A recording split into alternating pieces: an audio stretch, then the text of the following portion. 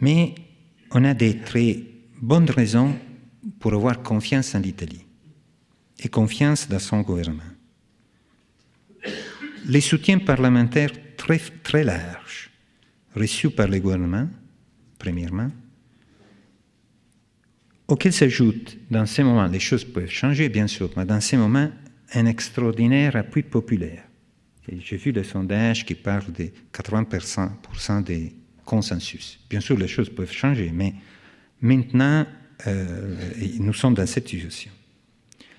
Si d'un côté, pour la situation politique, de l'autre côté, avoir confiance en Italie, dans l'Italie, à cause des points forts qui sont bien connus, mais qui sont aussi réels de l'économie italienne, qui reste quand même la 8e économie dans le monde.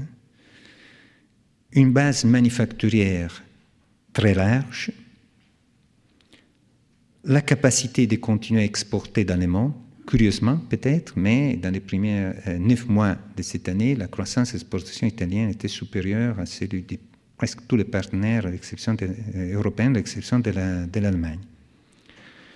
La vitalité de son système de petites et moyennes entreprises.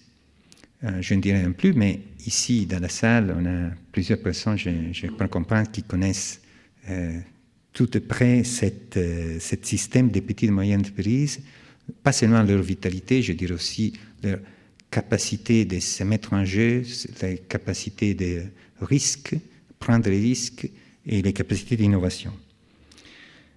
Enfin, mais certainement notre liste, les niveaux tout à fait limités de la dette privée et surtout de la dette des familles.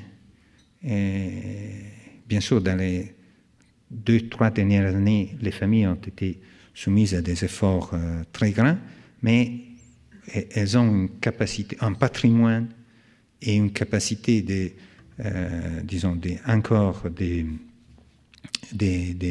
faire des économies qui est très impressionnante.